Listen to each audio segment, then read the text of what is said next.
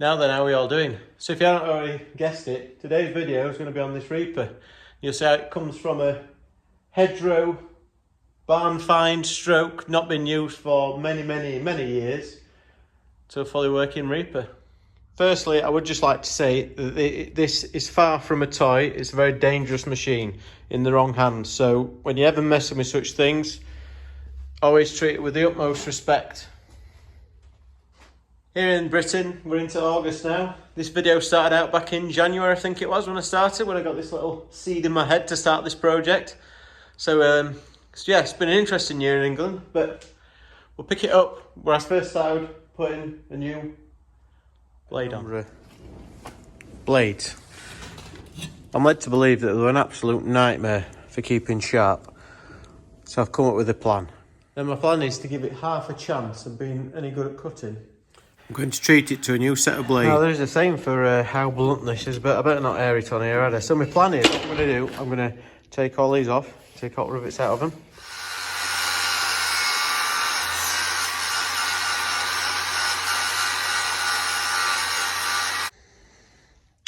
So there is actually a special tool to get these out, but at the minute we're trying an unorthodox method of seeing which is loose by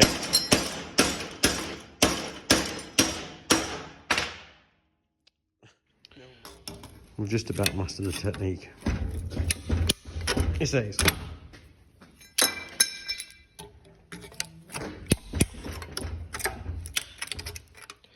So I've managed to get them all out now, the blades out. So now I'm just trying to get the rivets out. So they all are really fast.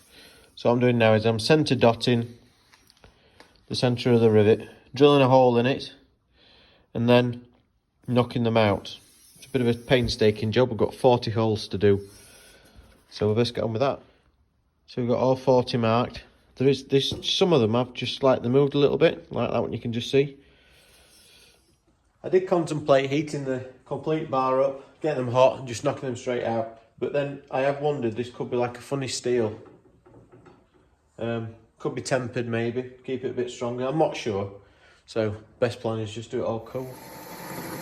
Luckily the drill bit's relatively sharp, relatively, and the rivets are relatively soft.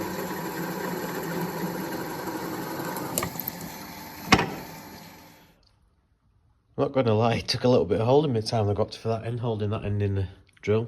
Anyway, we've had some success. Some of them have actually pushed out as I've been drilling them, which is what we wanted. So now we'll get a punch, not that one, that one.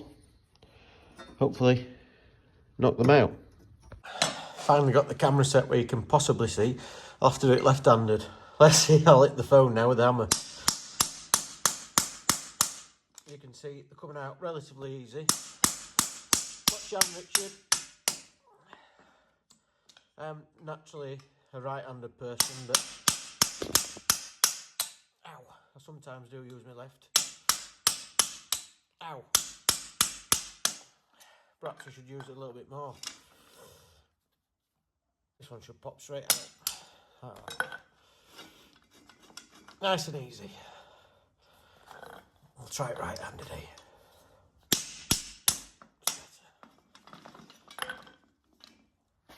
Here's the pellets that's left, we've got out. Right, next step, we'll get this cleaned up. Mind the shoes. It's more of a memory for myself, this, but it's absolutely dreadful today, this evening. It's snowing and it's cold, so I'm going to go and get the fire on. My pile of blades that are, well, yeah. So I'm going to head to his local case dealer, Farmstar, and see if they can help source some new ones. So I've been to Farmstar and got his new box of blades. I've been and got the rivet machine, got some rivets. We'll have a go at putting one on. So I'm just questioning if my rivets are a little bit too long. So they're not too long here, I don't think, in this end. So I've put them all in, so then once that's clamped down on the other side, I can get them all in. So I'll take them rivets back out because they're loose and put them in the right way up once I've done it. So we're going to get the grey Fergie out, hopefully she'll start. Go and pick up the mower. Reaper, whatever. We might have to put the nice exhaust on first. I've not started it for some time, so I can't really do this with the phone. I'll give her a little bit of heat. We'll see how she goes. Turns out that battery's no good, so we've got a bigger battery now. We'll give that a try.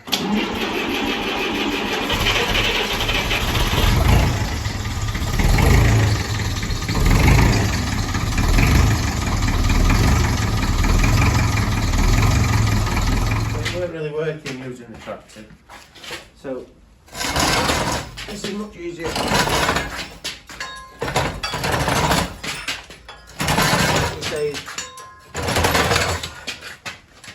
That was a lot easier. Just need to get top link in. Just need to slacken these stands off.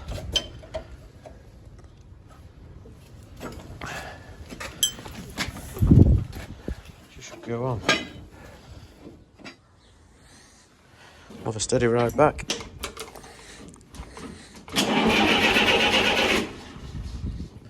Put stopper in.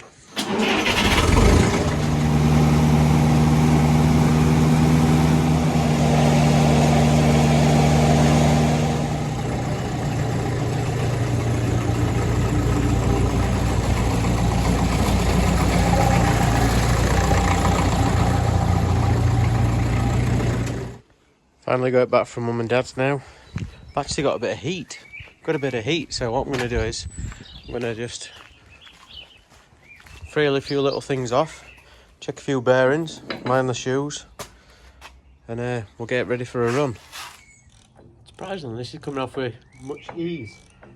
The machine was actually covered in oil. You can still just see traces of oil on it. So it was oiled up before it was put away last, back in God knows when. So fingers crossed the rest of it's quite so easy. So I've just taken the wheel off, and now, if you're from Yorkshire, we're going to give it a squirt of grease.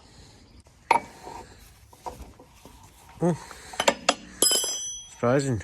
It's a bit of lubrication. So it's a nice little job. We'll just adjust these belts up a little bit. They do look relatively new, these belts, where it's been adjusted to. You should just be able to turn it a quarter turn like that. For the correct adjustment. So what you do is round this back here, we've had penetrating oil and everything. Slacken these nuts off. You can see then it slides in there. And then this is your adjustment bolt. So you slacken this nut off the back. And then you screw this out until you belts to the perfect tension.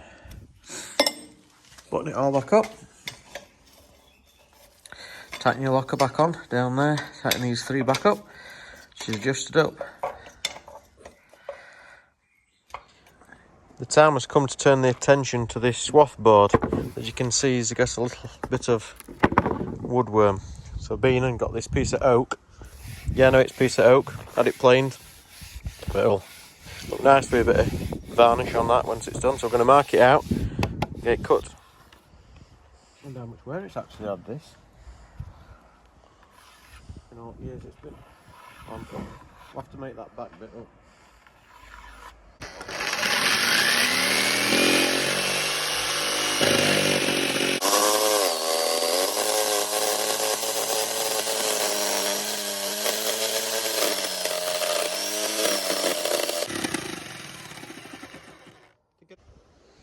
We've got that nicely cut out. So then this fastens on the other side, but we're marking it from this side because of the board. And then that pushes your swath out. More will come apparent. So we're going to drill these two little holes. So a little story about this. My dad emptied the garage twice, 3-4 times over, looking for this. So I thought it'd be a really nice idea to put this inside my house. My little old stationary engine, because of this old archway. When I got the engine out of Dad's garage, what was underneath it? Apparently I've got to drill because I'll only go on it, it's not right if he does. So I put this on just to make sure that we're in the right place, we're in the right ballpark. It's a lovely wood to work with, isn't it, oak? You like working with oak? I love it. So we fastened this piece of wood in now. She's starting to take shape. Next we need this hoof on this end. So we've got the hoof back on the bottom, and we've got the board back on. Just ready for a bit of stain when we finally get it restored. So we finally got it all serviced up. Everything's made. We'll get on the tractor.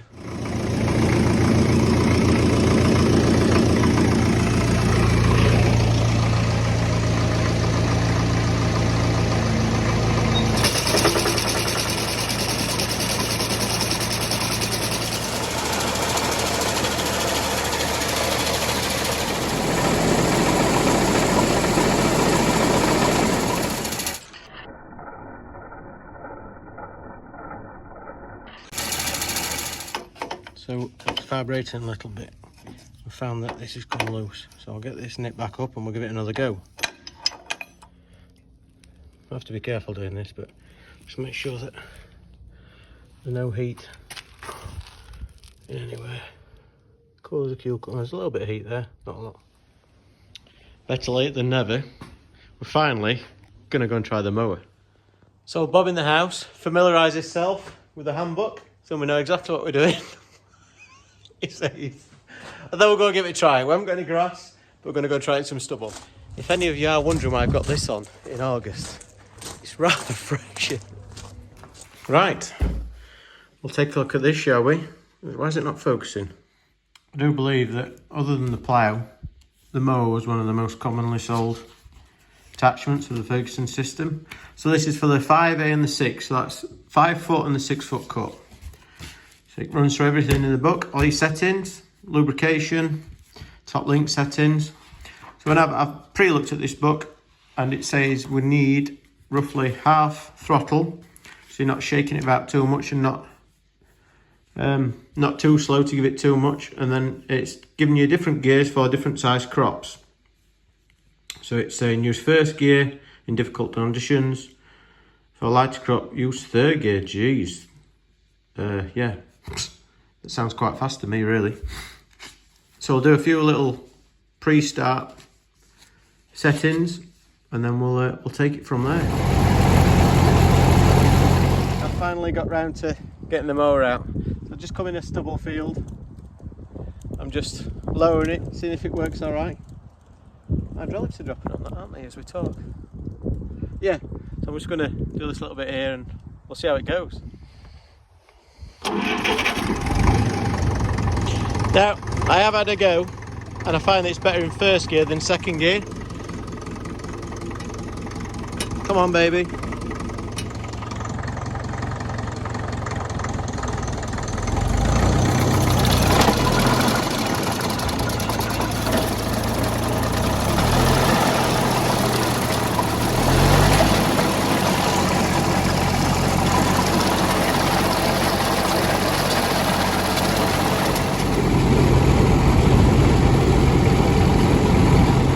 Book to lower the arms, or the rest for the arms to adjust your height to the last or second but last hole, and then you just use your arms at the end to lift the finger bar up out of the way.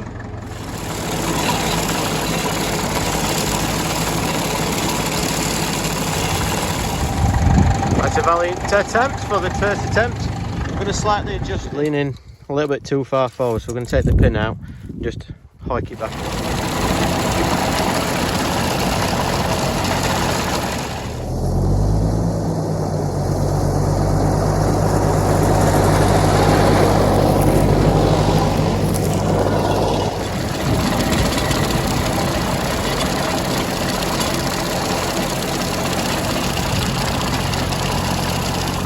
So the problem is now we're coming to pack up and go home. The thing is with it not having a live drive or not having a 2-plate clutch, to use the arms on the back to lift the machine you have to have it in gear and going round, which was a negative for it. So we can either take the PT off, which is probably safer, or we have to put it into gear. I am actually quite impressed. I can see why this has been removed, because it just attracts rubbish around it. But I mean, we really need to get some grass for it, don't we? Try in some grass. So I think that's about it. We're going to mosey on home. Job complete. Could just do a little bit of grass. Maybe have to find some more grass to cut. But if you like this video, hit the like button for me, please. If you like we do these little videos, this vintage stuff, hit the subscribe. Thanks for watching again, people.